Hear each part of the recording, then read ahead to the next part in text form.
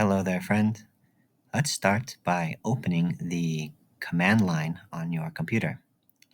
The command line is kind of your bread and butter with regards to your career in computer science. You can develop things a lot more quickly and on any computer if you know how to use a command line well. First, because we want to have all the same tools installed that we're going to be using, let's access the CSE server. We can do that by typing SSH, first initial, last name, at csc.unl.edu. And of course, type your password. Should be logged in like so. If I want to clear my terminal, I type clear and then press enter. Clear will just clear the terminal and make it blank. If I type ls, this is going to display the contents of the current folder I'm in. By default, you're in your home directory. This is kind of like the highest folder that you have access to on the CSE server. If I press enter now, I can see everything I've worked on so far and any old files I have on my server folder. I can make a new folder using the command makedir for make directory. Let's call it tutorial and press enter. If the command succeeds, nothing will print. That's how you know it worked. But if we type ls and press enter again, you will see we have a folder called tutorial that's been added to our directory. If we want to delete the folder, we type rm -r and then the name of the folder. Again, it succeeds, so nothing is displayed. If we type ls now, we see the folder is gone. But we want the folder, so let's press our up arrow 2 times to see all the previous commands we've done. Go back to make directory, tutorial, and make the folder again. To enter the folder, we use the command cd, followed by the name of the folder we're trying to enter. What's great about the terminal is I don't have to completely spell out the file or folder. I can autocomplete by pressing the tab key. Now I'm in the tutorial folder. If I type ls, nothing happens because my folder has no contents. I can use any software I'd like to create a file, but any Mac or Linux operating system comes installed with something called Vim. To type Vim, we need to specify a file name. Let's create a file called golf.py. If the file doesn't exist, it will just open a blank terminal window where we can start editing. Vim is a very old and very useful file editor. Many computers will have it, so it's great to learn because you can take it almost anywhere without having to download software to edit these files. In Vim, if I press the I key, I enter insert mode. Insert mode is where I can type things. If I press escape, I go into command line mode. That's where you can type keystrokes like commands to do shortcuts. Things like deleting the line, or going to the bottom of the file, or saving and quitting. Let's save and quit. I enter command line by pressing escape, type : W, Q, W saves, and Q quits. Now, if I type ls, you see a new file called golf.py. Okay, from there, let's press up arrow a couple of times until we reach the command which allows us to edit the golf.py file. So now we're editing our file that we created previously. We want to make a program that allows the user to input two integers. An integer is a whole number. And then based on those two integers determines their score in a game of golf. So what two things do we need? We need par, and we need the number of strokes. So we create two variables in Python by just naming them whatever we like. Then setting them to something. It could be set to 5 or 4. Those would be integers. We could also set them to 6.5, 1, 2, 3, 4, or any number of decimal places. That's called a float. Or we can set them to a string. A string uses quotes, either single quotes or double quotes, to begin and end the string. A string is just a sentence, an English sentence. For example, hello is a string. We can set a variable to any one of these things: an integer, a float, a string, and so much more. But par should be a whole number. So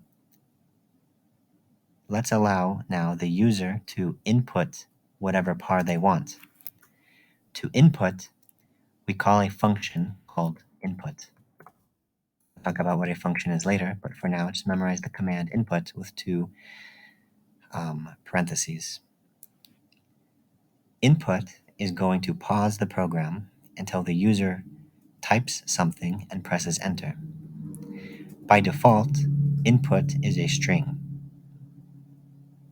So even if they type a number like 32, it won't look like 32, it'll look like quote 32, which is a string, not an integer.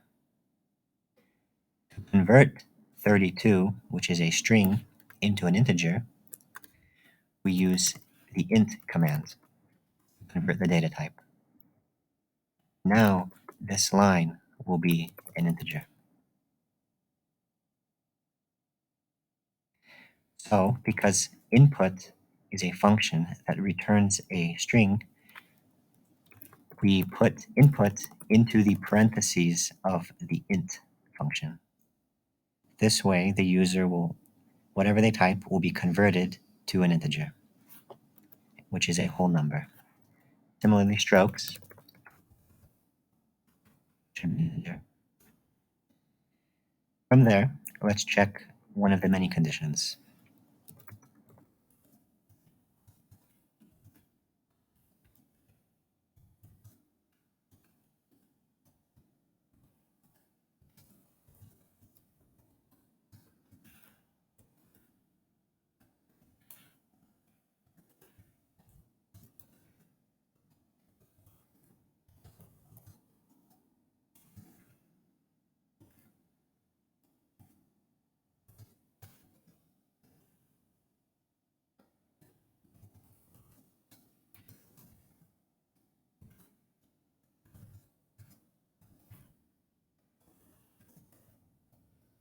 There.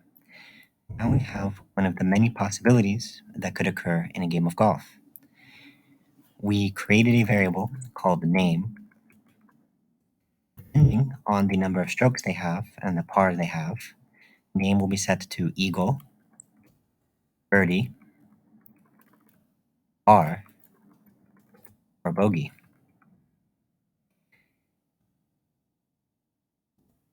But what if it's not any one of these if conditions? What if it's an error? Well, one thing we could do is turn these if statements into elifs. Then only one of them can run, and if none of them run, we can set name to error instead. So if the condition on line 5 fails, if the integer associated with strokes does not equal to par minus 2, check line 7. If strokes equal to par minus 1, if not, check line 9. Is strokes equivalent to par? If not, check line 11. Is strokes equivalent to par plus 1? And if it's none of those four conditions, if all four conditions fail, let's do one final, we are forced into the final outcome. Name equals error.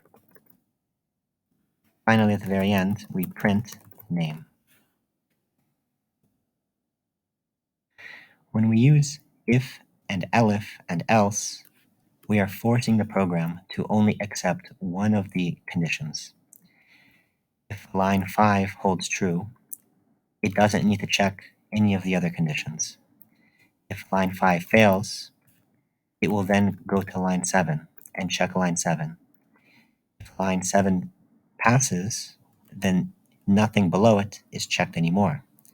So in this way, only one of the following lines will run. Either line 6 will run, line 8 will run, line 10 will run, line 12 will run, or line 14 will run. Not any two or more of these lines could run because we're using elif and else. Finally, at the end, to simply print a variable, we're going to use the print function and give it whatever variable we're trying to print. In this case, name, which is a string. We press escape, :WQ to quit Vim, clear the screen. To run the program, type Python, then the name of the program. You see nothing is happening. That's good. That means there was no error in our program. It's waiting for input to input into par. Let's type 5. Now it's asking for strokes. Let's type 4. We got a birdie. Because strokes was equal to 5, or par was equal to 5, strokes was equal to 4. That's par minus 1. So strokes is equivalent to par minus 1. Therefore, line 8 was run.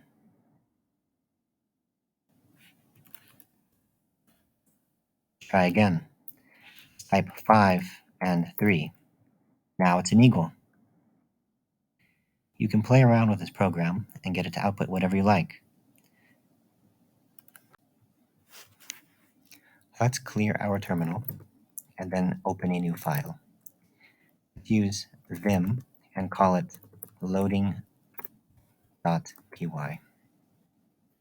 By the way, .py is the extension for Python, but we can name it whatever we like. It's just a raw text file.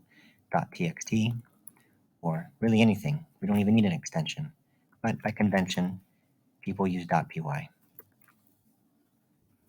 In Vim, do many things. For example, if we type colon while in command line mode, color scheme, space, and then press the tab key, we can tab through different styles. They're pretty interesting to test out. Let's try morning. A lot brighter. Let's use that one this time. We want to enable line numbers. Type colon set space NU. That'll add line numbers. Let's enter insert mode and write a new program. Import time. Import is going to take somebody else's code and allow us to use commands and functions from that code. So naturally, time is code someone else wrote that's going to cause the program to delay itself. So in general, a computer science program begins on line 1 and only goes down. Sometimes it jumps up, like if you have a loop or a function, but besides that, a computer science program can only go down. It does it pretty quickly, but there's still a little bit of a delay between line numbers. Time is going to force a delay if we want it to, which can make some interesting effects. Let's begin the program with an introduction. Hello, user. Then let's create a loop. For n in range. Now, the for loop is going to loop a couple of lines of code.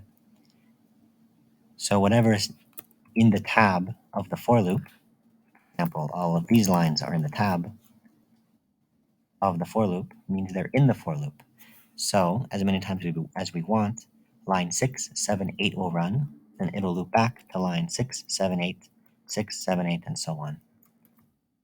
We type dd twice, that'll delete a line in command line mode in Vim. Let's go into insert mode, press tab, and write the following.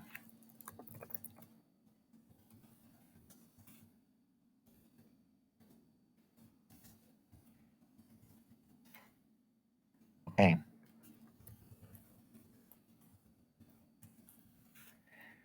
What's going on here? Line 6, we're printing. We're printing n, which is an integer, from 0 to 10, and then we're adding a pound symbol character, and we're multiplying the pound symbol character by n. The way a for loop works is whatever variable is after the for, in this case we have an n, but we could have done anything we wanted to. We could have done I, or j, or k, or even hello. In convention we use n, a single character variable. On the first loop of for, n will be 0.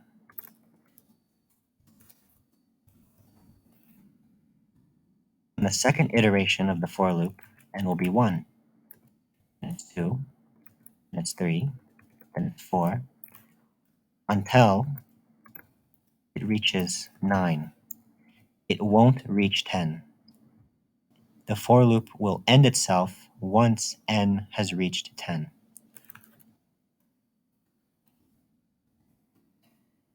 Okay, let's try this program and see what happens.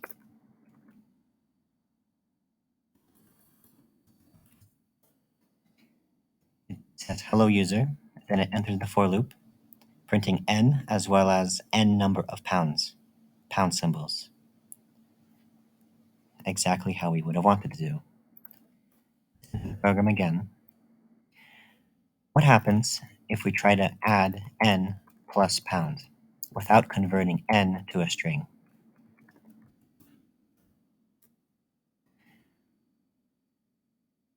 We get a semantic error.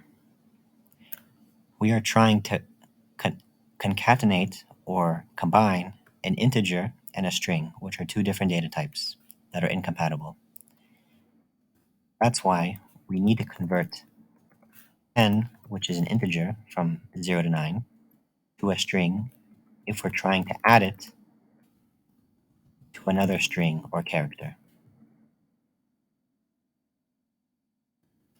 What if instead we wanted to, instead of increasing n by 1 each loop, increase n by 2? For example, 0, 2, 4, 6, 8, and so on. Simply add a comma here after the second argument within the range of the for loop. Now, if I run the program, it skips every odd integer for n, but it still only reaches 9. It never reaches 10. By the way, another interesting shortcut in Vim, if I want to edit the end of the line, I hold Shift and press A. That goes to the very end of the line and enters insert mode for me. From there, let's do a new line and print input.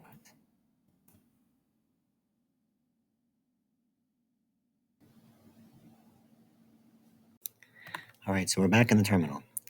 Another thing we can do in the terminal is to exit a folder. To exit a folder, we simply type cd dot, and cd dot dot is going to take us out of the folder we're in. So when I press enter now, I am back in my home directory. But let's go back into the tutorial folder because that's where we're going to be working. Let's create a file called char.py. Now let's talk about what an array is. An array is simply a sequence of variables. Okay? So there are multiple types of arrays in Python. One is a list, one is a tuple, one is a set, for example. To define a list, let's call our list array. We use square brackets. So now we have an empty list, a list with nothing in it. You can think of a list or an array as kind of like a box, but it holds many different variables. So maybe a sock drawer that contains different colors of socks. In this case, it's a box that contains whatever data type we want. Let's make 5 integers. Now we've defined a sequence of integers by only defining one variable. That is this variable we're calling array. We can also define, instead of a list, a tuple. A tuple simply has rounded parentheses instead of the square brackets, but a tuple is more restrictive. We can't add or remove elements from a tuple like you can with a list. A set is even more restrictive. A set cannot have duplicates, while a list and a tuple can have duplicates. So here I have 182 twice. Anyways, let's just use a list for now because lists are the most unrestrictive. So anything we can do with a list, we can do with the other types of arrays. One thing we can do with arrays is we have an operation called len. If we input the variable array into len, that tells us the number of elements within that array or list or whatever. So let's print that out. It should say, of course, 5, because our list has 5 elements. Okay, so what else can we do? Well, we know what a string is. A string is just a sentence surrounded by quotes, and we can input a string using input. So let's have the user input a string into Word. And we'll have them know that supposed to input a word by saying something like this. Enter a word. Optional. So really, a string is actually an array of characters, right? So for example, if hello or a word was equal to hello, it's actually equal to the following. H separated by a comma, E, and so on and so on. So it's a list of 5 characters, and that's all a string is. So a string is actually an array of characters. That is the data type of a string. What that means is we can use the length function in conjunction with strings. So let's define a variable called x and just give it the length of word. If word equals hello, certainly if we were to print x, it would print the following. 5. So on and so on. We want to make it so the user types something in, so let's get rid of this equals hello. So now the user can type in anything they want. Let's do something. Something has 9 characters in it, so therefore it has length 9. Okay, so what else can we do? Well, what's interesting about arrays is we can loop through them. We can loop through them element by element, because sometimes we want to look for something. So let's make a loop. We're going to loop through using the variable n in what range? Well, we don't want 0 to 5, because what if they type something longer than hello, or something with more than 5 elements? We want the length of the word itself. So then no matter what they type, it's always going to be up to that point. Okay, from there, print whatever character is at the nth index of the word array. So what is that doing? If we want to access an element from an array, we use square brackets. Let's comment this out. For example, I want to print 100. 100 is what we say the 0th element of the array. Computers start at 0. Then 13 is the first element of the array, 49 is the second element, and so on and so on. We have 5 elements. That's from 0 to 4. So if we want to print 100, accessing the first location or index of the array, we put 0 into the brackets.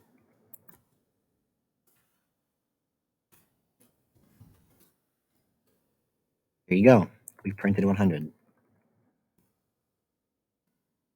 What if we try to access something that's out of scope of the array? For example, what if we put 5? 5, there is no 5th element of the array. The last element is the 4th one, that's 49. What if we print that? Enter a word. And then the program crashes. We've reached a semantic error. It's an error that was reached once that line was run. And the program didn't realize there was an error until that line was reached. Right, we have list index out of range. We're trying to access a variable that's out of memory, that doesn't exist. Let's not do that. Let's loop through every character of word and print it out. What's this going to print? Do something. There you go. We're printing something character by character. That's because every time we print, a new line is automatically put. If we want to get rid of that new line, we put end equals an empty string. Then, once all that's done, we'll do a new line. There you go. Now we're just printing the same thing. We're printing the string, but we're doing it our own way. We're printing the S, we're looping, printing the O, we're looping, printing the M, and so on and so on. So this gives us more creativity. Let's add a blank space. Now the word will be separated a little bit. And then maybe we don't want the whole word. Maybe we want half the word. Let's convert that to an integer because we don't want to have a decimal point being the length of the word. Now if we run this,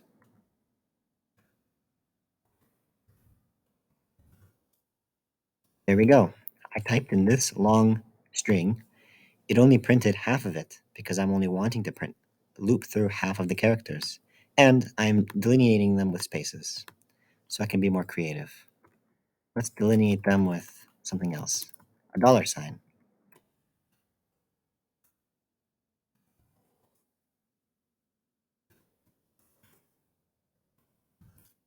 Well, there we go. We can be really creative with what we're outputting. Finally, let's just put things together.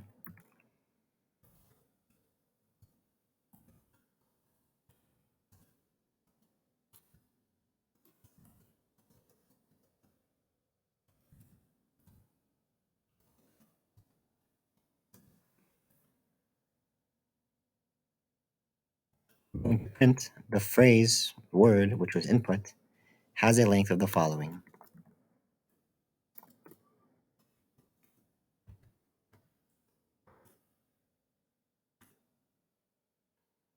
Oops. Not enough parentheses. There we go. Something has a length of 9. So we can combine strings with plus, we can convert integers to strings, and vice versa, and we can loop through strings as if they were arrays. Okay, so let's say we want to permanently change the color in Vim. Well, to do that, we need to go to whatever our home directory is. Then we need to either create or modify a file called .vimrc. We'll open .vimrc in our Vim text editor. So these are the settings I have, but you can do whatever you want. Set NU is going to always enable line number. Color scheme is going to change the colors. So I use blue, but we can use whatever we like. Explore which ones are available, again by doing colon color scheme in command mode. Let's try Luna Perch.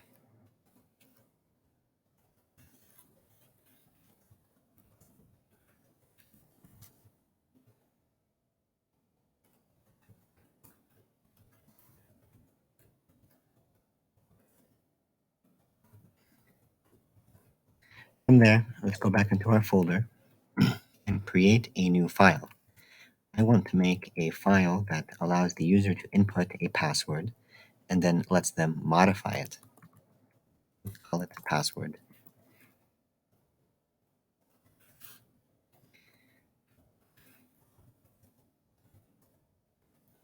Wider than I thought it would be. Let's see, what other color scheme can we use? How about this one?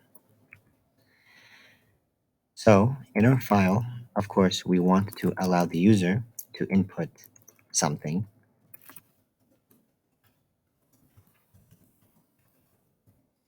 Then let's start with password being a blank character. Now, unlike lists, a string is an array that is immutable, and that means we can't modify any element or index at within a string without having to create a new one. So we can only create new strings, we can't modify them. So let's do it this way. Let's take a loop. We'll use a while loop this time. While loops are much like for loops, but they don't automatically iterate on any element. For example, if I put while true, you think would happen? Let's make a test print within the while true. A while loop checks for a condition. And if that condition is true, it's going to keep looping. Is true always true? So that means this loop will go on forever. Similarly, what if we put 1 equivalent to 1? Is 1 always 1? Right, that's obvious. How about this? Is 2 greater than 1? Right, also true. So this loop will go on forever.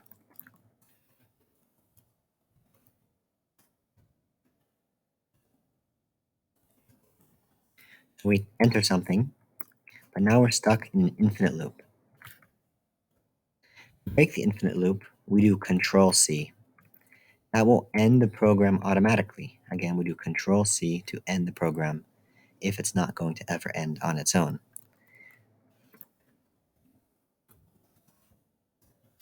Okay, so clearly we have to be careful when we're using a while loop, because unlike a for loop, there's no variable getting iterated on, so it might go on forever.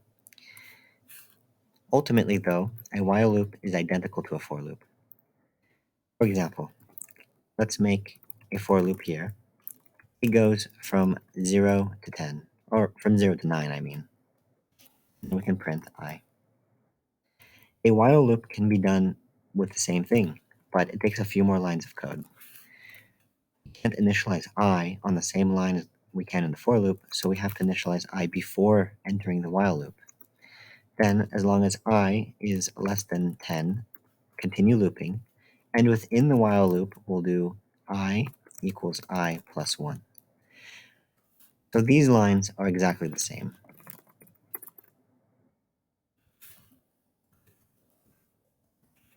These lines are exactly the same. They will do the same thing. But a for loop can do it a little faster. Ultimately, though, it's a loop is a loop. So if you know what you're doing, if you know the intuition behind it, you can do it whichever way you like. Some people prefer the while loop, but some people prefer the for loop. It really depends on what you're trying to do. Whatever saves you more lines of code. Whatever lets you do what you need to do a little faster. So let's use a while loop.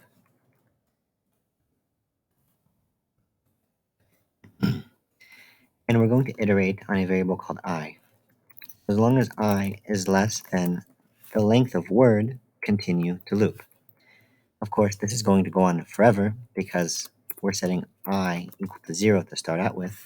So somewhere at the end of the while loop, we need to do I equals I plus 1. Or we could do I plus equals 1. These do the same thing. So we want to iterate every single character within the word string. And if we see certain characters like an A or a B or an S, we want to append them to the password string. So what if we do this?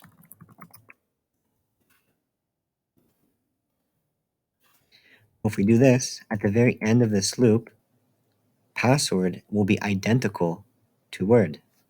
Let's test it out. We're going to print password at every iteration of this while loop. Every time it iterates, password will be getting an additional character added to the end of it.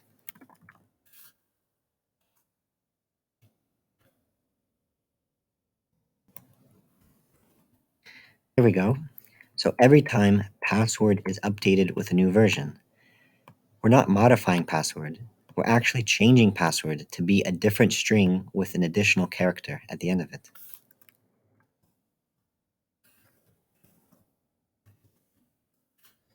Okay, so now that we get what we're doing, we want to make it so that we're appending password, but not always.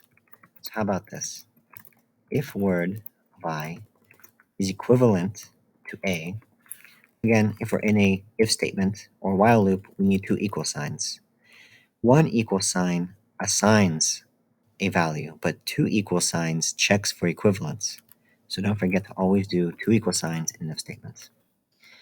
If word at the ith index is a lowercase a, we're going to append an at character to password. All the lowercase a's will be replaced with an at symbol in our password. Otherwise, if at the ith index we have an uppercase B, let's append or create a new password with an 8 at the end. Otherwise, what if we have an S? An S kind of looks like a dollar sign, so let's update password to be a new string that has a dollar sign at the end of it. Finally, if none of these hold true, let's do a last else. Password will just get updated with whatever is found at the ith index of the word. We want to have this in an else here. If we don't have this else, then we could add a, for example, dollar sign, but then again also add the S. We don't want to add the S and the dollar sign at the same time, so that's why we have this else here. Either we add an S, or either we add an at sign, an 8, and a dollar sign, or we add whatever character is there. We don't want to add the dollar sign and the S, so that's why we're using this else. So if you're typing with me, test it out, try getting rid of the else, and unindenting this line 15 by 1 and see what happens. It won't work the way we want it to. So at the very end of our loop, once I has exceeded the length of word, let's do one more thing.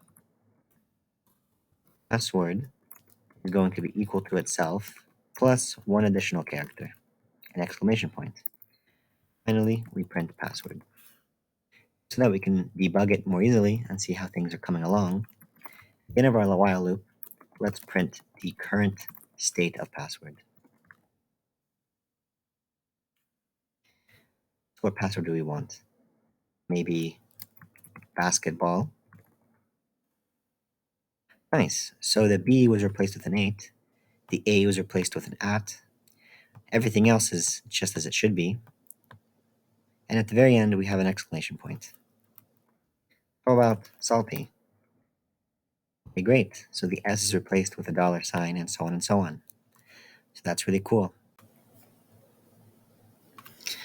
Okay, so let's make a new file.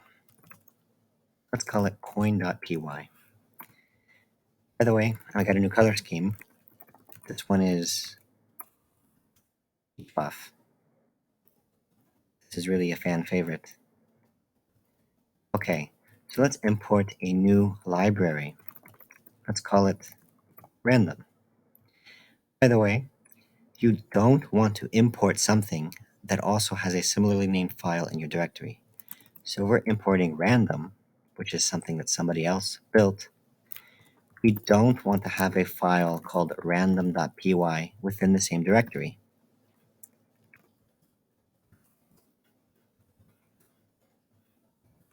Here I've just created a file called random.py. Now if I try to run import random into any one of my other files, it'll crash because it's trying to import this file I made within my directory rather than the random that somebody else built that's in the directory of Python. So let's remove random.py. We don't want to have a file named the same thing. But if we don't want to remove it, we can always, because maybe we made something interesting, we can always copy it. Just call it r.py for now. Now we have a file called r.py, which is a copy of whatever random was before. So now we can safely remove random.py. Of course, they were both empty anyway. Let's also remove r.py. Okay, let's open this file we call coin.py. Make a program that simulates a coin flip. We'll begin with a side of a coin. Right, none for now. Then, let's make it so that we can flip the coin.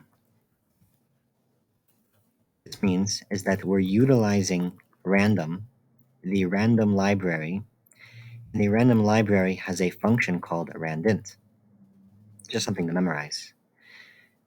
Somebody else built randint, and it's very complicated random number generation that we don't have to build because, well, other people have built it.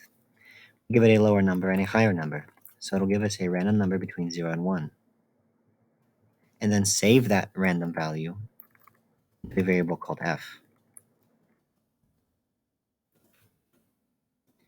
Okay.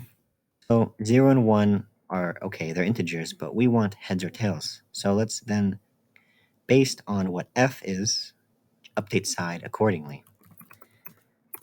Let's begin with if f is equivalent to 0, side is, let's say, heads. Else, side equals tails. That should work. There's another way to do it as well. We can save one line of code by doing the following. Begin with the assumption that side equals tails no matter what, and then only if f is 0, update side to heads. That'll do the same thing, but we saved one line of code, so it's a little more efficient. Finally, let's print side. Save and quit.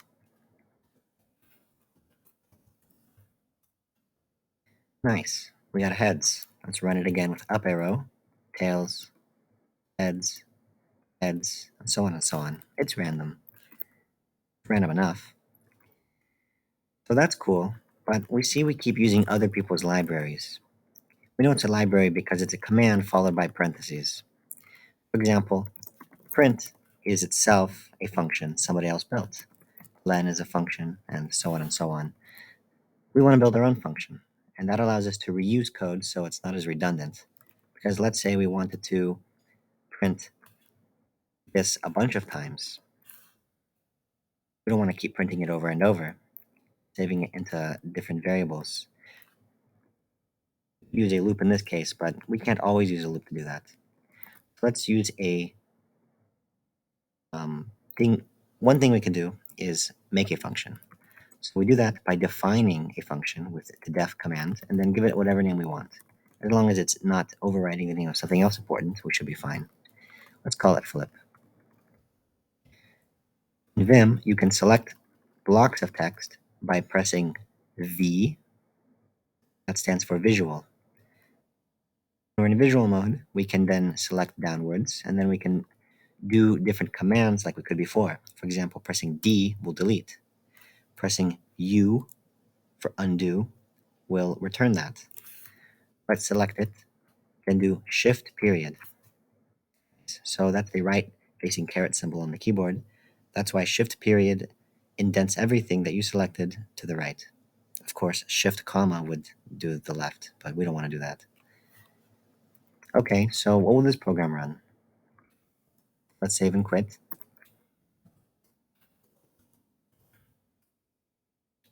That's weird, nothing happened. It's not crashing though.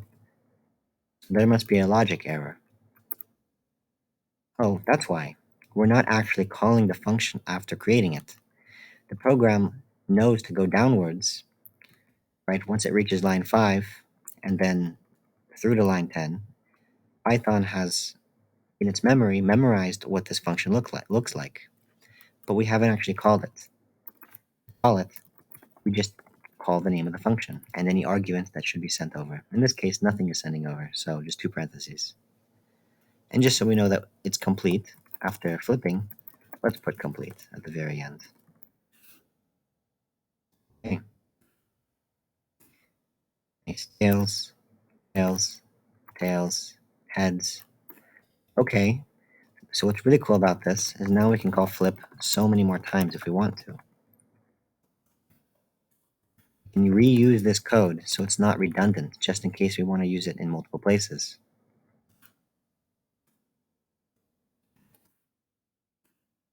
Cool, we got heads 4 times in a row. What are the chances of that? Okay, so let's make another file. And this one's going to be really similar to coin.py, but we want to update it a little bit. So because I want to keep our original coin.py, let's copy coin.py using the cp command and give it a new file name, flip.py. So now coin is going to be copied into a new file called flip. So be careful not to accidentally have another file called flip.py in your directory. Otherwise, you'll just totally overwrite it. It won't ask you if you're sure or not. The terminal is very precise like that. So let's copy it. No output. That's good. That means it succeeded. We'll do ls, and we see now we have a file called flip.py.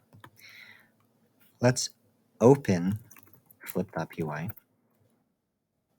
Well, it's the same as coin.py. Okay. One really cool thing we can do in Vim is we can have a split screen. To do that, go into command line by typing or pressing escape, then do colon, split, and then the other file within the directory that you want to open. We called it flip.py, right? Oh, we accidentally opened the same file twice. Silly us. Open flip.py, then split coin.py. Nice. So on the top we have coin.py, and on the bottom we have flip.py. Of course, they're both very similar. We can switch between them by doing Control W. Again, Control W. Nice. Do Control W again on the top. So we can look at two files at once and edit them. Let's do save and quit. Now we're looking at, I believe this is, I'm not even sure. Let's open flip.py again. If we want to do a vertical split, since that might be more useful, we do vsplit as the command. And then, of course, the file we want, coin.py. Great. So now on the left, we have coin.py and flip.py is on the right. You can use Control W to between them.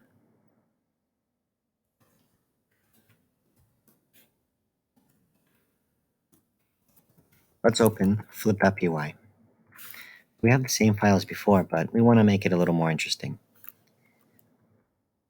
To remove the side from the global scope, and scope is a word we're going to be using pretty soon. It relates a lot to functions.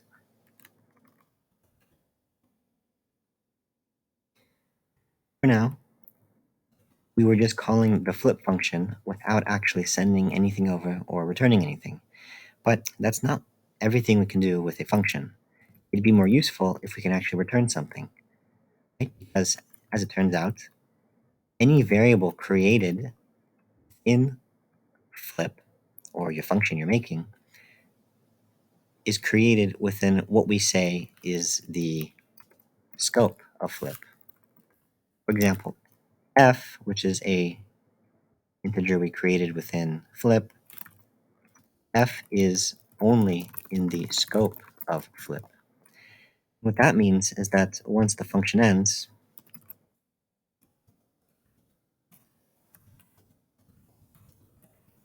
f will be destroyed. Sometimes we want to do something in the function and then keep it saved, right? So let's do the following. First, let's make a variable called x that is equal to flip. That'll make sense in a second what we're trying to do. Now x is always going to be what was returned from flip. If we're not returning anything, by default, it returns none. So x will be full of, well, none. We don't want that. We want to return something interesting, like an integer. So in here, instead of printing complete, let's print the following.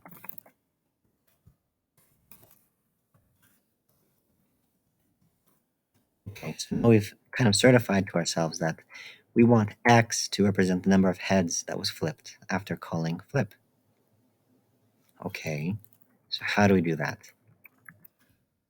Well, let's make a variable within flip called total, and just set it to 0 for now. Nice, okay.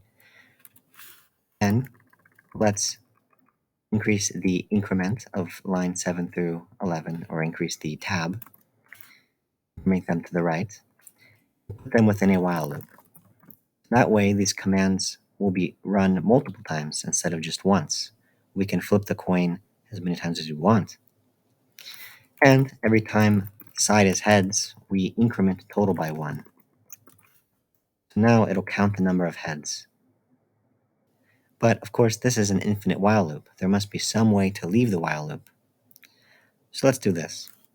After flipping the coin and telling us the side, we'll do the following. We'll ask the user for input.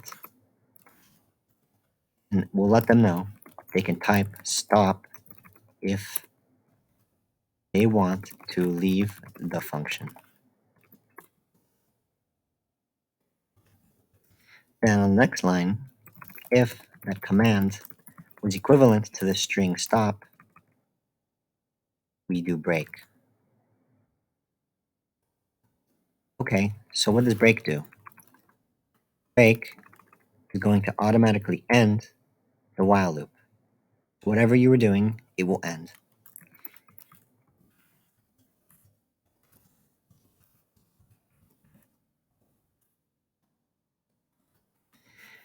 Line 16 will not run if break was hit. If we run break, anything left over in the function will not run.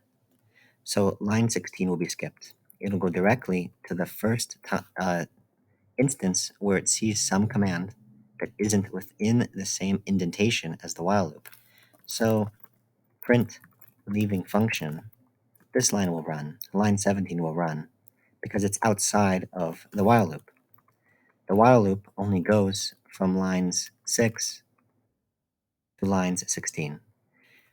When the program sees break anywhere within the while loop, or for loop, or anything, it will automatically break the loop and skip down to whichever line is outside of the loop, that being line 17.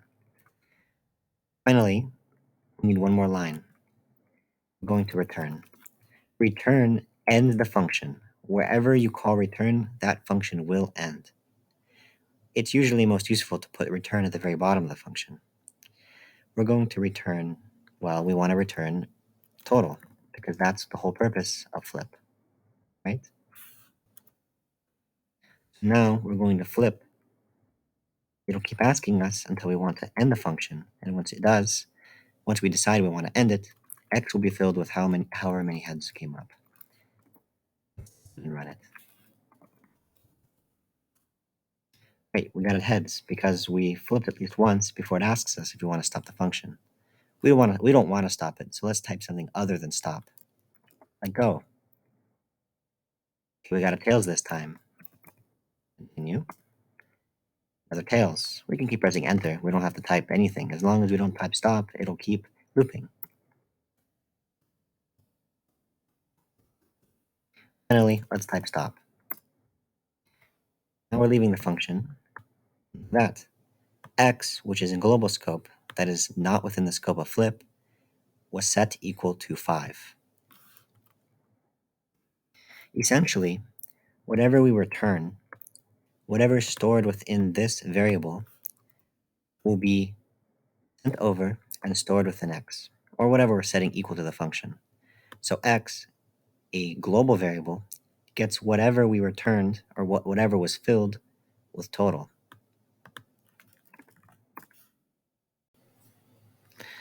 Let's test the following code. Here I have an if statement. Let's see for what values x holds. Let's put it within a for loop so we can test a lot of inputs. Say that x goes from, well, in range of negative 100 to 100. That seems pretty safe. Then we'll indent lines 4 and 5 by going into visual mode by pressing V, typing whatever we want, and then doing shift period. Did it again. I shouldn't do that. I'll press the U key to undo. I can press Control R to redo, but we don't want to do that. Okay, so what values do we think line 5 will print? Well, on the first iteration of this for loop, x will be negative 100. Then it will be negative 99, then negative 98, then so on and so on until it reaches 100. If x is not 5 or x is not 6, I'll print. Let's run it and see.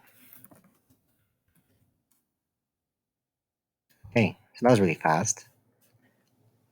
Let's see, did it print 5 or 6? Huh, it did. It did print 5 or 6. But I thought we didn't want it to print that.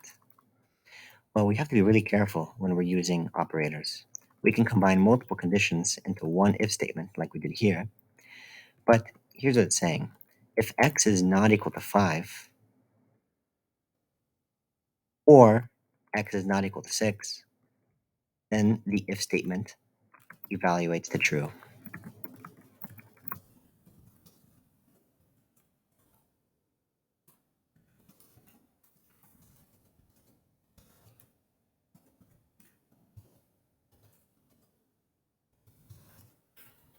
What does that really mean?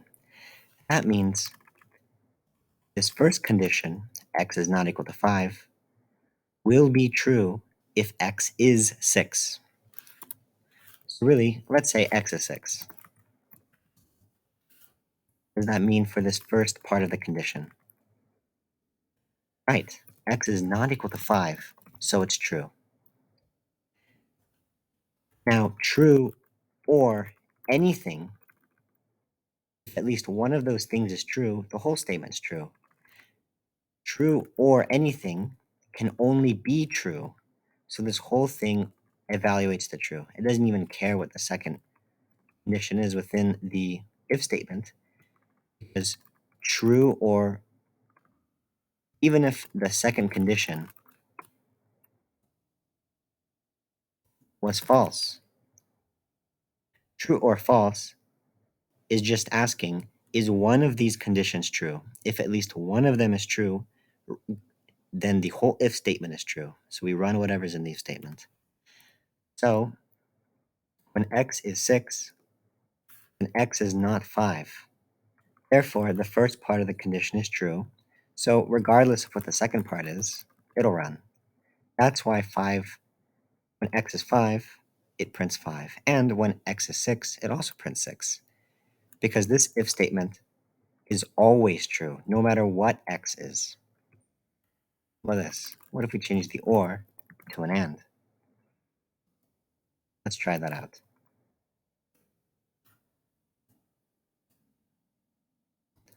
Huh, now it goes from 4 to 7. The if statement fails because we used the logic and operator. x has to not be 5, and x has to not be 6. Both of these conditions must be true for the if statement to hold true. When we're using an or, only one of the conditions needs to be true. When we're using and, both of them needs to be true. So that's why we're not printing 5 and we're not printing 6, because the if statement fails on those two values. Let's try something else.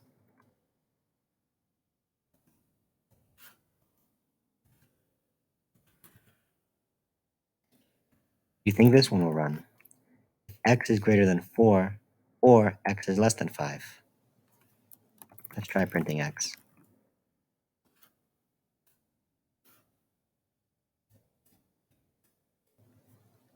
It'll print every single value, 4 and 5 included. Why is that?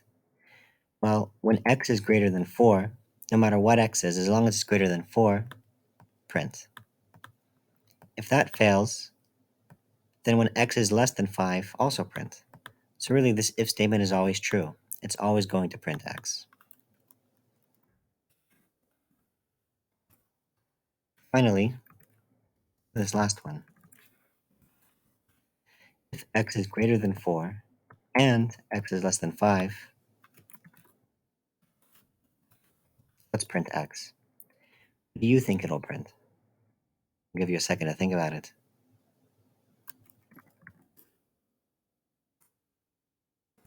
That's right, nothing.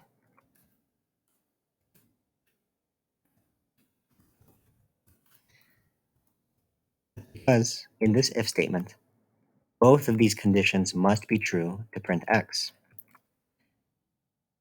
If x is greater than 4, let's say x is 5.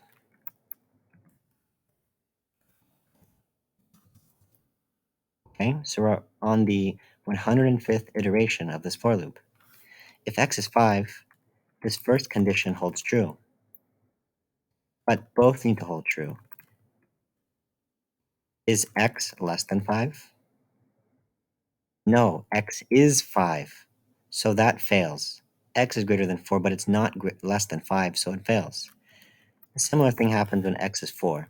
X is less than 5. That's true. But x is not greater than 4. In fact, it equals 4.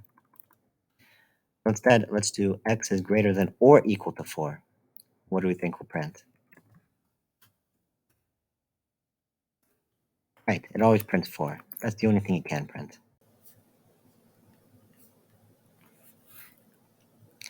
Okay, let's create a new file called swap.py. By the way, try this. Use cat. Cat is going to print the file we want without actually opening it in a text editor. So that's pretty cool. Let's try using cat on flip.py. Well, it's not all fancy like Vim was, but sometimes we want to just look at the file without having to go into Vim.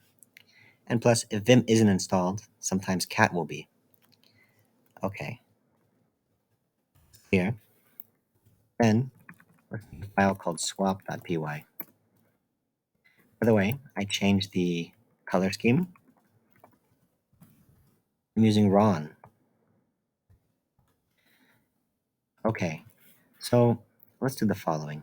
Let's make a list or array of some numbers. We'll call it literally some numbers. We'll begin with 8. 1, 2, 3, 4, 5, 6, 7. We want to do the following. We want to swap 8 and 1. And 8 will be in the first index. Then we want to swap 8 and 2. Now 8 will be in the third index. We want to swap 8 and 3, and so on and so on. We want to keep swapping the two numbers that 8 is next to. That way, at the very end of our function, we want 8 at the end. We'll do that by swapping the positions of whatever 8 is next to. Okay, so let's make a program that will look like this.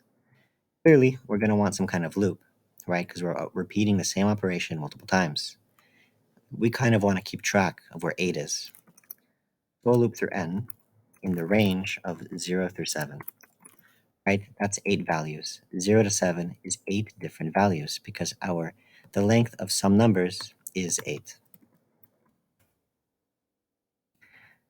Then we want to do the following. We want to swap 8 and 1. But remember, we're keeping track of 8 by n. So whatever n is, we want to make sure 8 is always there. Let's do the following. Some numbers of n is going to be equal to some numbers n plus 1. What's that going to do? Well, on the first iteration,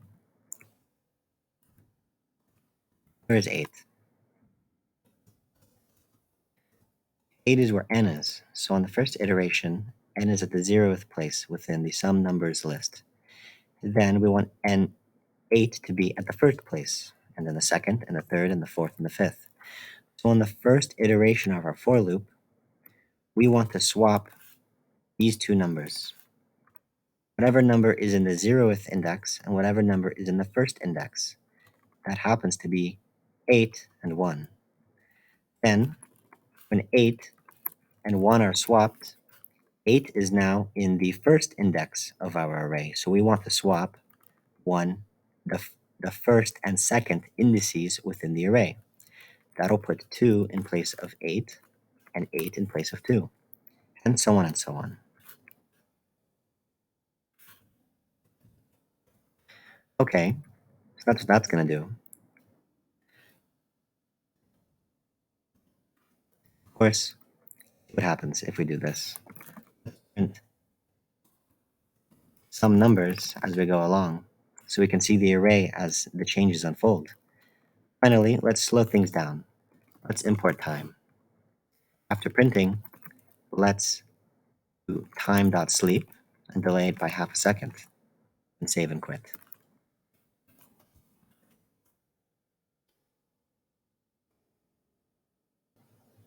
Huh, that's interesting. Doesn't work quite how we wanted it to. We see in the output, after 8 should be swapped with 1, 1 just overrides 8, and then nothing happens. Then in the second iteration, the 2, which should be replaced with 8, is just overriding whatever's in the first index of the array. That's because we're just setting whatever some numbers n is, we're making it equal with whatever is to the right. We don't want to do that. We want to swap their values. So let's make a temporary variable, temp, we'll call it temp, equal to some numbers of n. So now, even though we've updated some numbers of n, it's in the first iteration, the 8 will be updated with a 1. So after running line 7, the 8 becomes a 1. Then we want to make n plus 1, the index whatever n plus 1 is, we want to make that variable equal to whatever was previously to the left of it. Of course, we're saving that with temp. So some numbers n plus 1 will be equal to temp. With these 3 lines of code, we can safely swap the 8 and the 1. After running line 8, the array should look like this. Let's print the array before entering the loop so we know what it looks like before we've done anything.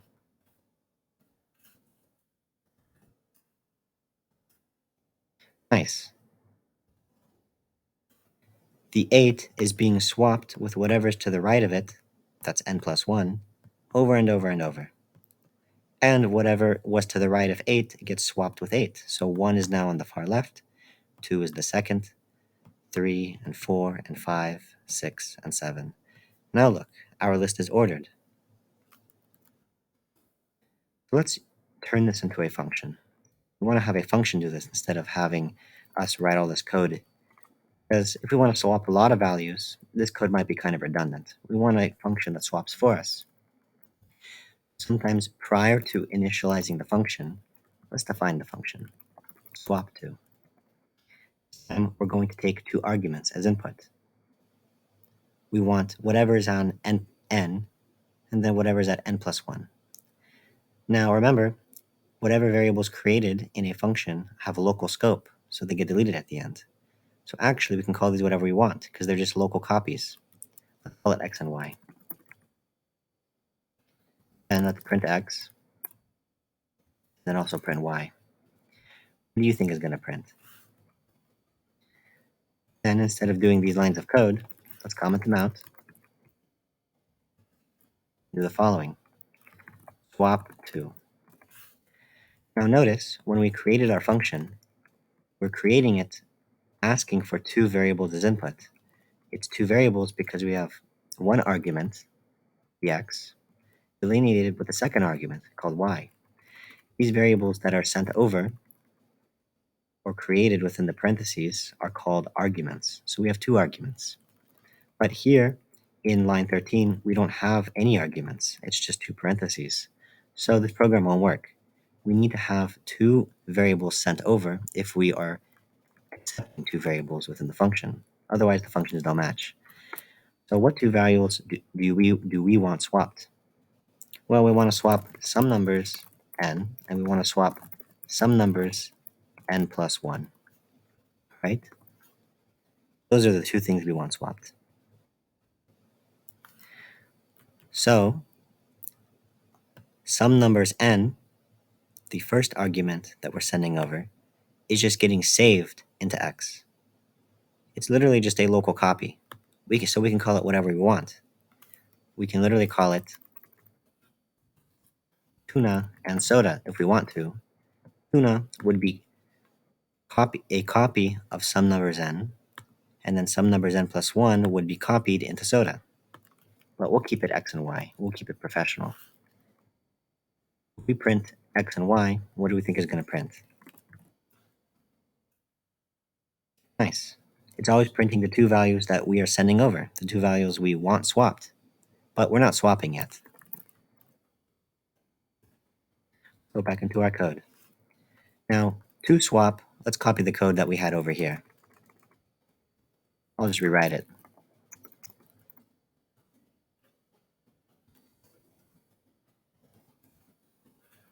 Like that.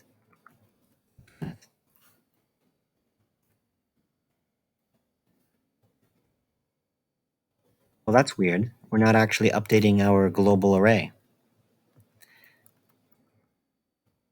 Remember, that's because we are changing and swapping 2 local copies, 2 local variables that only exist within the scope of the function. So on line 11, when the function ends, variables x and y will be destroyed. So any changes we made to the local copies that we were sending over don't get saved in global scope. So how do we do that? Remember, we can return. So let's return something. Let's return x comma y. Previously, we returned one value, but Python lets us return multiple things. If we want to return multiple variables, we just delineate them with a comma. So now we're going to return x and y. Of course, we want to then save that in global scope. Here, we're going to update some numbers n, then comma some numbers n plus 1. We're literally updating the raw array with whatever values are returned from our function. So x, local variable x, will be deleted, but we're updating some numbers n with whatever was in x. Then some numbers n plus 1 is going to be updated with whatever was in y. Make sense? All right, let's run that.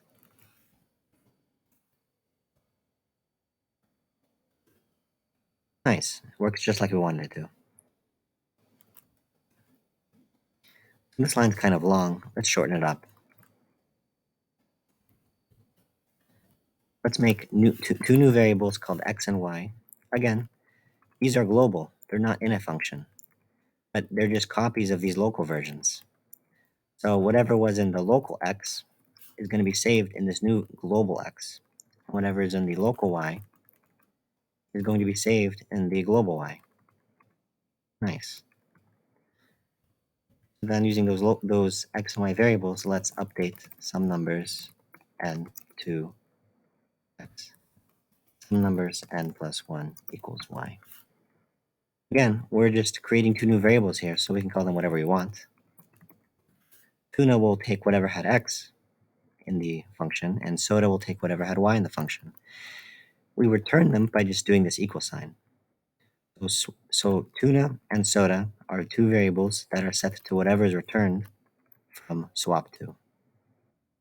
We input these two variables into swap2.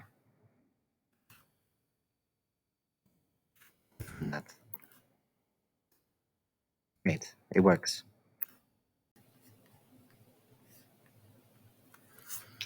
Okay, let's keep going. Let's make a new file called sending. More practice using functions. Make a global variable called coins, and a global variable called bag. And bag is just going to be beginning as an empty array or empty list. From there, we want to make a function that can add items to our bag.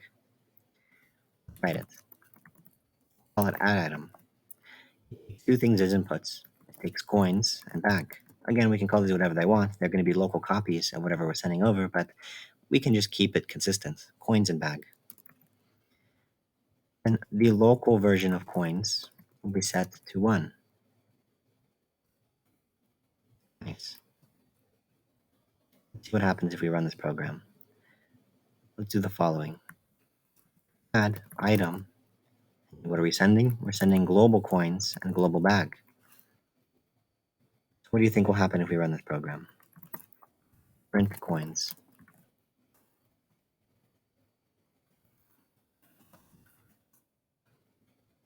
0. Weird. I wonder why that happened. That's because, again, we're updating coins in the function. Coins, which is a variable created right here when we started the function, is a local copy of whatever was sent over. So it's destroyed when the function ends. So this coins up here is actually never changed, even though we're adding 1 to coins within the function. To fix that, let's return coins.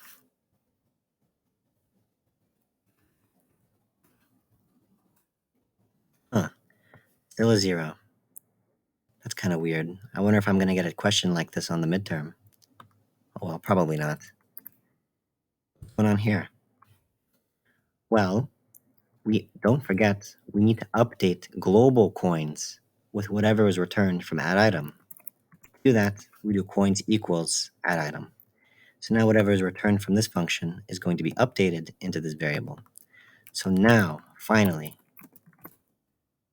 the following. Nice, we're updating coins, the global variable coins, and then printing it. Let's keep going with our program. We also want to append something to our bag. Append is a function that belongs to this bag list, and the function takes whatever you want as an element. Let's add mushrooms. So we're going to increase the size of our list by 1, and the element we're adding to it is a string, mushrooms. Let's return bag as well.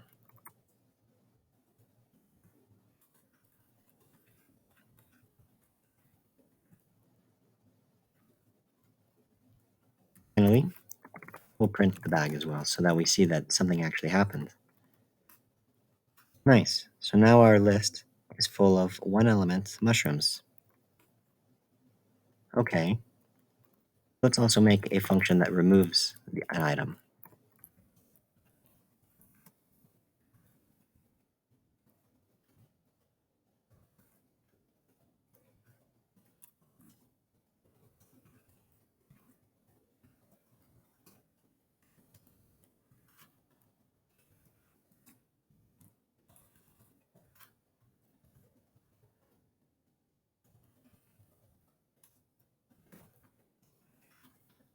There we go. We have a function called remove item now. It's a lot similar to add item, but it takes two variables as input, and to that first variable, we decrease by 1. So for sending coins, clearly coins will decrease by 1. Then we pop a bag. Pop removes the last element within the list. So if mushrooms was the only element, it'll remove mushrooms. But otherwise, it could remove whatever the last thing is. Then we return the new copies of coin and bag and update the global versions with whatever was returned. So if we run this, right, we get nothing. We add coin and then subtract the coin. We add mushrooms and then subtract pop off mushrooms.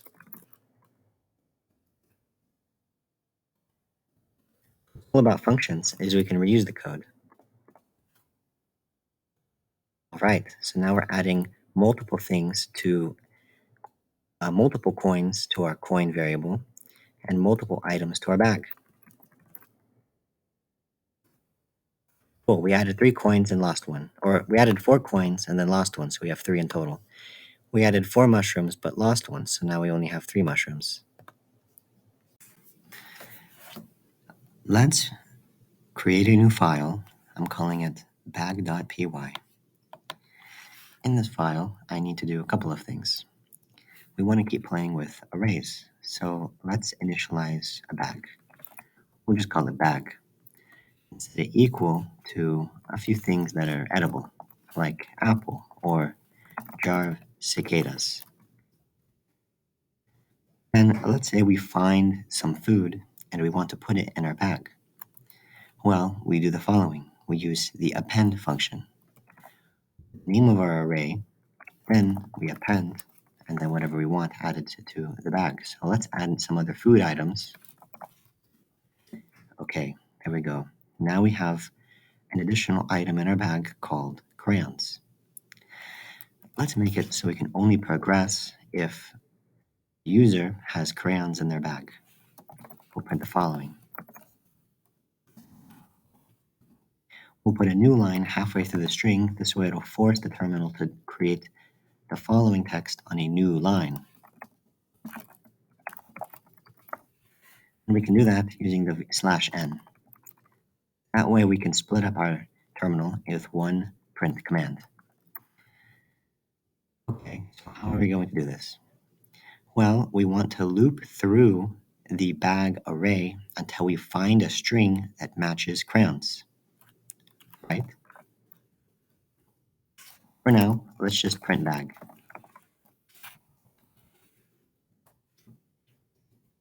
Nice. So we have 3 things in our array: apple, a jar of cicadas, and crayons. We have 3 elements. Now, how would we find crayons in real life? Well, we would open our bag and we start rummaging through it item by item. First, we'd see the apple. Then we would see the jar of cicadas. It's not a crayon, so we continue going. Then we find crayons. At the point that we find crayons, we can just stop searching, right? Into our code. Let's loop through the bag looking for some crayons.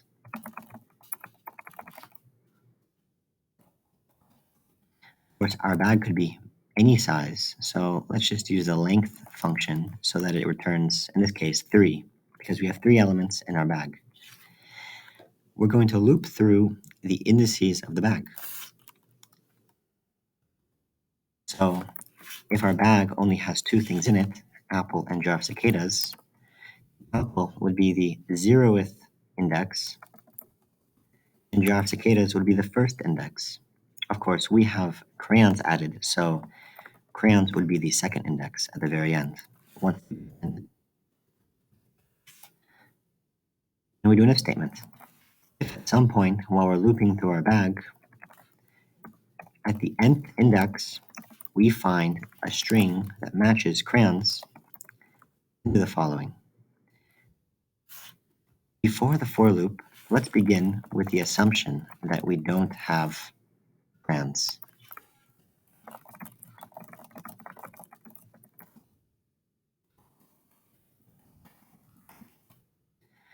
We can set variables equal to true or false.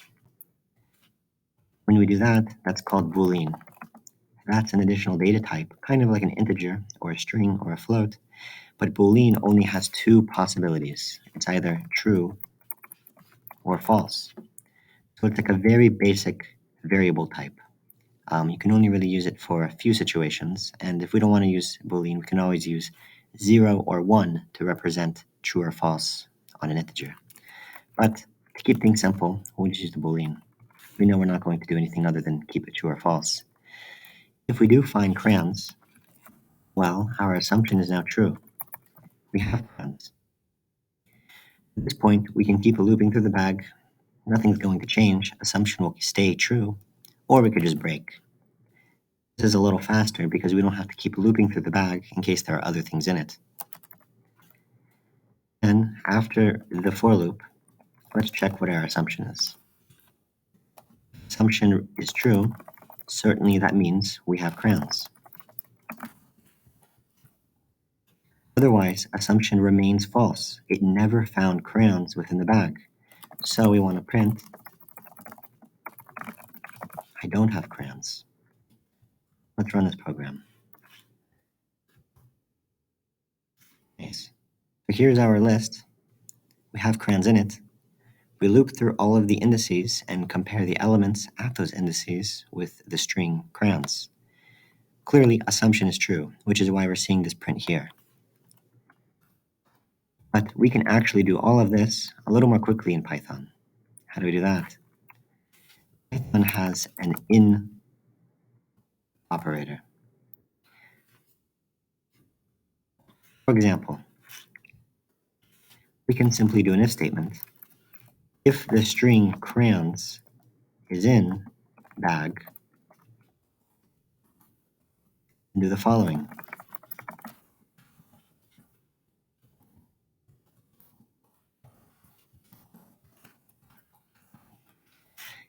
The in operator, when used in conjunction with an array, is going to loop through the array, through all the elements of the array, and compare them with crayons.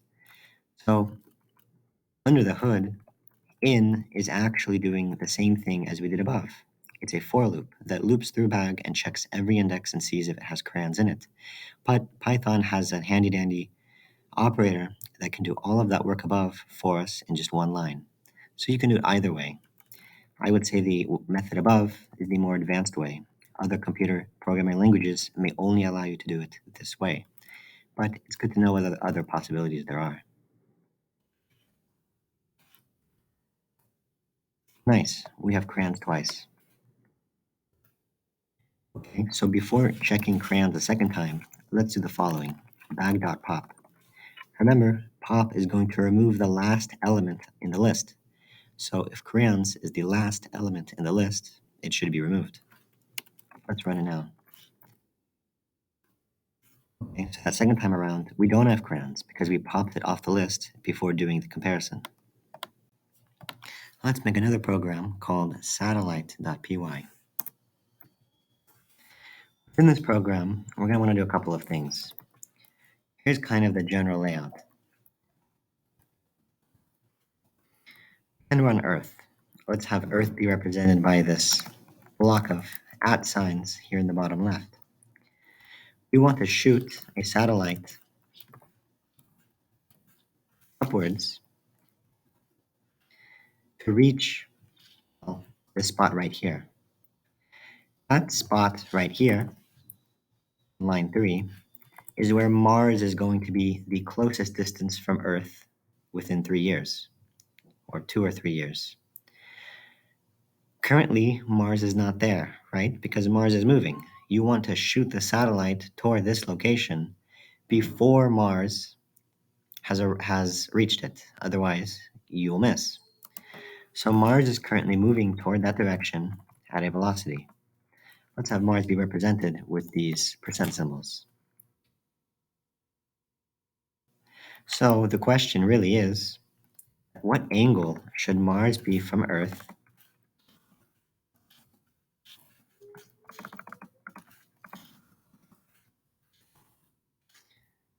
what is this angle on line 9 supposed to be degrees before we shoot the satellite toward the direction at which point it will be the closest distance from Earth? Well, that's a good question. There are a few constants we have. For example, we know the left side of this right here would be the closest distance given to us. That's always the same. 124.8 times 10 to the power of 6. Then we know the velocity of Mars, how much it's moving to the left per day, we'll say. 1.29 times 10 to the power of 6. We want the user to input the velocity of the rocket because velocity of the rocket could change as we get new advances. So we're going to have the user input that.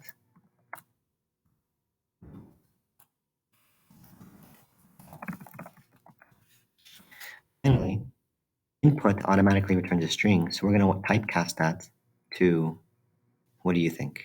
Should it be an integer? Should we typecast the string to an integer? Well, I don't think so, because we're working with really precise things right here. That is to say, if we're off by half a degree, we could totally miss the location of Mars. So it should be a float. Floats allow us more precision, and they allow us to use decimal points within our numbers. As well, the user might input a decimal point. We have some of these constants given. All right. Finally, let's define pi. I think 3.1415 is close enough to the true value of pi, so we'll keep it like that for now. First, we want to figure out the travel time, the amount of time it takes the satellite to go from Earth to the location where Mars will be. We can totally figure that out. Define a new variable called travel time. Let's create a function.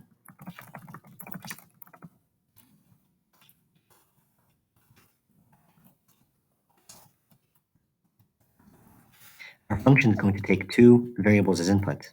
The first one is the closest distance where Mars will be from Earth, and here's the input the user typed, the velocity of the rocket.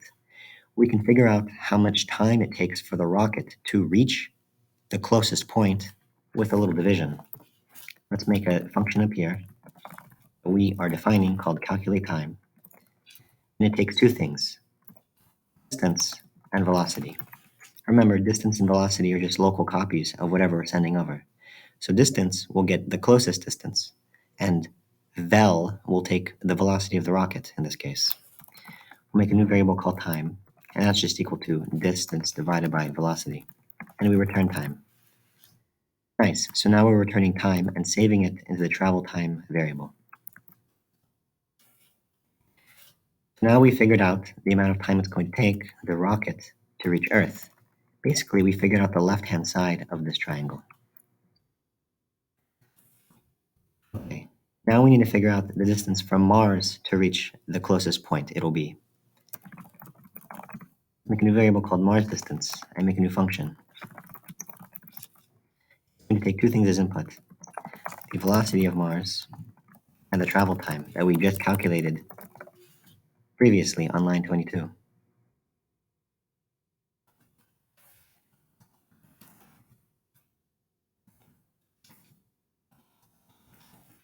Our function is going to take two inputs, so we make the first one vel and the second one time. Clearly, the distance it takes Mars to travel to the point it's going to be is simply the velocity times time, right? Distance equals velocity times time. We all remember that. Then we return distance. Nice. So now we have a couple of things. We have the left-hand side of this triangle, which is the distance it'll take, the distance traveled by the satellite to reach the top left corner of the triangle. And then we have the distance it's going to take Mars, going at its current velocity, to reach the top left corner. We have two distances. What do we know about that now? Well, we can use the arctangent. If we know the two sides of the triangle, then we can calculate the angle of the triangle right here on line 9. Let's do that. Computers work in radians, so we can use the math.arctangent function, which is a function somebody else built, take the Mars distance, which we calculated, and divide it by the closest distance, and that was given. Radians goes from negative pi over 2 to pi over 2. And to use the math library, we need to import something. So at the very top of the program, we're going to import math. This is full of a lot of really useful, handy trigonometric functions. For example, arctangent. We're getting the radians. That's good. Let's test the program to see if it still works at this point, and we haven't made any mistakes.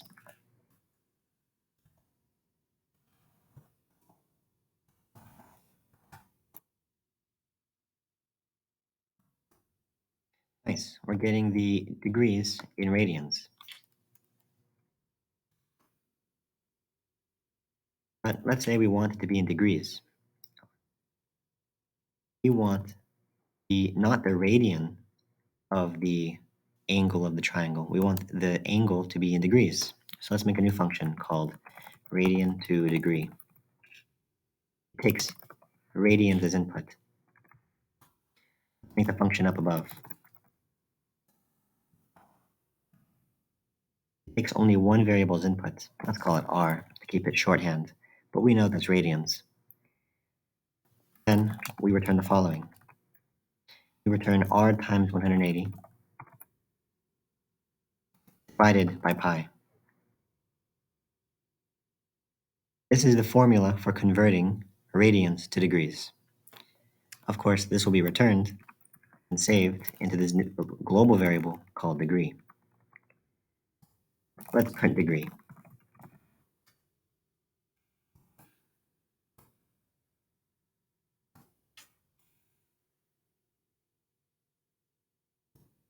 Nice. So the faster our rocket's going, the less of an angle we need to shoot it at because, it'll get there faster comparatively to Mars. So if our rocket's going really fast, we only have to shoot at a 1.4 degree angle. One thing to notice, on line 28, we used pi. Even though pi is a global variable, pi doesn't exist within the local scope of our radian to degree function. That's okay. We're allowed to use variables in global scope, but we can't edit variables in global scope. If we were to try to edit pi and make it something else, this would work. It would update pi in the local scope of this function, but when the function ends, this local version of pi, this pi on line 28, will be deleted, and we're only left with our global pi, which we defined up here above. So if we don't create a local variable called pi within radian to degrees, if we try to reference a variable that's in global scope, it'll be able to see it. You just can't edit it. So if we try to run this program, we're updating pi within the local scope of the function. What if we print pi after the end of the function? Will it print 3.14 or 4.5?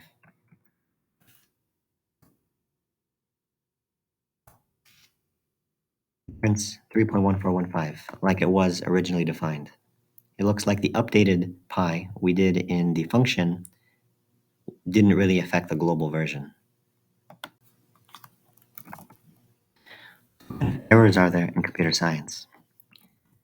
In a program called error.py. First kind of error there is a syntactic, or otherwise known as a syntax error. And they correspond to the arrangement of letters and symbols in code. Basically, a programming language is much like a real-world language, and it has a set of grammatical rules you have to follow. For example, print, or any function that has an open parenthesis, must have a closing parenthesis to offset it. So this, for example, will lead to a syntactic error because we're not following the correct order of symbols in the language. We're breaking the grammar of the language. There we go. If we try to run this program, it won't actually let us run it. Syntax error. This error is found before the program has even run.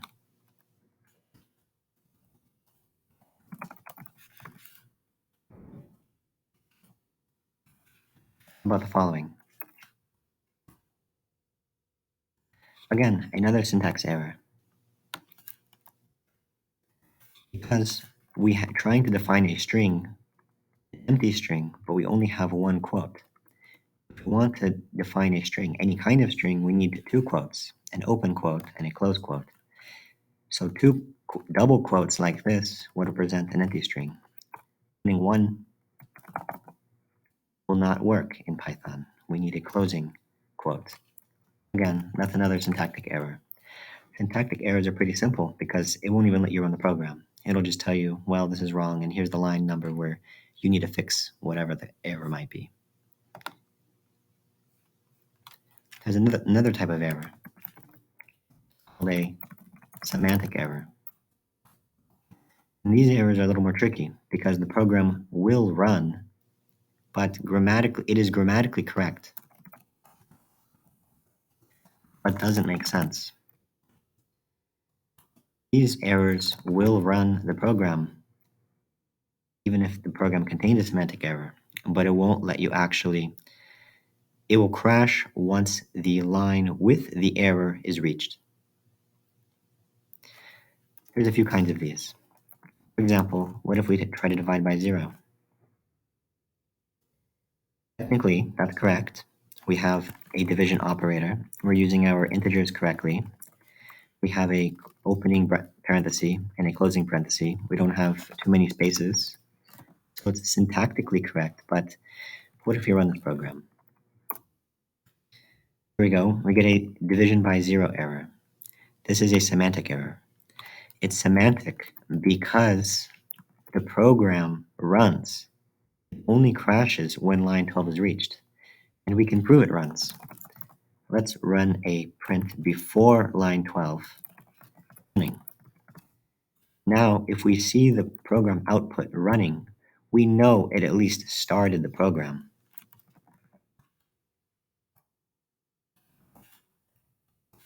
Here we go, running. That's line 11. Then on line 12, we reach the error, a division by 0. So that's what makes it a semantic error. Errors are a little tricky because you don't always know what you're trying to do if you're doing something logically. For example, if we're looping, and then instead of printing with a division by 0, we print a division by I. At some point, I will be equal 0, right? And I. See what happens. There we go. I is -5, I is -4, I is -3, I is -2, I is -1, and then I is 0. We're trying to divide 1 by 0. So that's why it crashes when that line is reached. The program can't predict future events. So this semantic error only exists because the program can't predict a future event. The program can't predict it's going to crash without running it, right? So to fix the semantic error, maybe we'll do something like this. If I equals 0, or that is to say, if I is not 0, only then do the following. Now we're going to fix the semantic error. Nice, so the program runs to completion.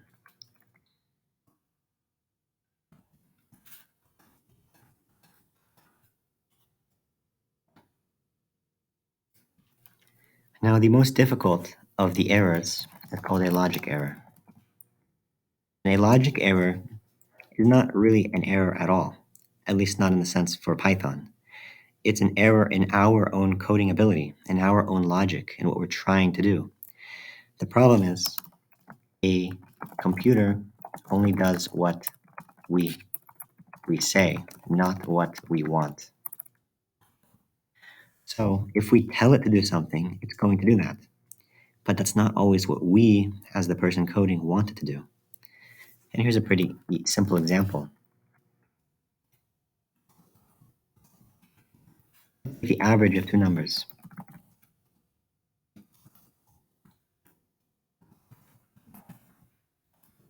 It's syntactically correct, and it's also semantically correct. If we add 3 and 4 and divide it by 2, we are going to want it to be 3.5, right? That's 7 divided by 2. But that's not what this program is producing. It does not print 3.5, it prints 5.0. That's a logic error, because our order of operations are incorrect. We're dividing y by 2, and then we're adding x to it. We need to have parentheses here to fix our order of operations. That was a logic error. We wanted the average, but it didn't do what we wanted it to do. You know it's a logic error when the program runs to completion. A syntactic error or semantic error will not complete the program. A logic error will complete the program, but it won't be what we expected. And those are the most difficult errors to figure out. Comment all this out. One more.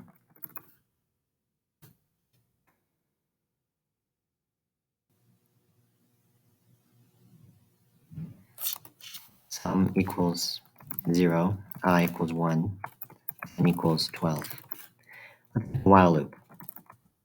As long as I does not equal n, we're going to do the following. We're going to increment sum by I, and I is going to increase. I equals I plus 2. We'll consider this updating the counter in the for loop. Finally, at the end of the for loop, we're going to print the sum. Should work, right?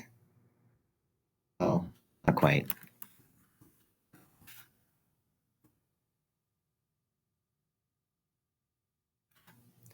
Well, the program's stuck. See it hanging there? That's because we are currently in an infinite loop. We are in an infinite while loop. Let's do Control-C to force the program to end. We forced it to end on this line. So something's going on within the while loop. Let's try to debug it. We can try to debug things by adding print statements to see if those print statements have been reached. Let's see what I is currently.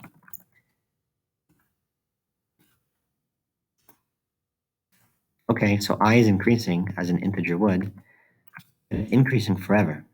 It's increasing by 2 each time, like we wanted it to. But don't we want it to end once I has reached 12? Well, we're continuing the while loop so long as I is not n. N is 12. So let's think of this step by step. On the first iteration of the loop, I is going to be 1.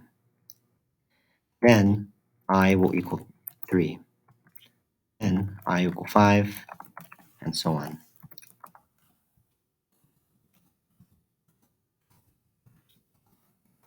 Look at that.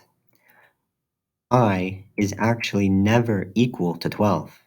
Because we're incrementing by 2 and we're starting on an odd number, I actually skips over 12. So the program is doing what we're telling it to do, certainly, but not what we want it to do, because our logic's incorrect. How do we fix that? Well, how about the following? Instead of I is not equal to n, let's say as long as I is less than or equal to n, then continue doing the loop. Here we go. Now at the very end, the sum is 36. Once I has exceeded n, so long as I is less than n, we can continue doing the loop. Within the loop, we increment I by 2, and then we print I. So that's why I is reaching 13 here. We add the sum together at the very end, printing the total sum. So now we know it works, because the program ended correctly.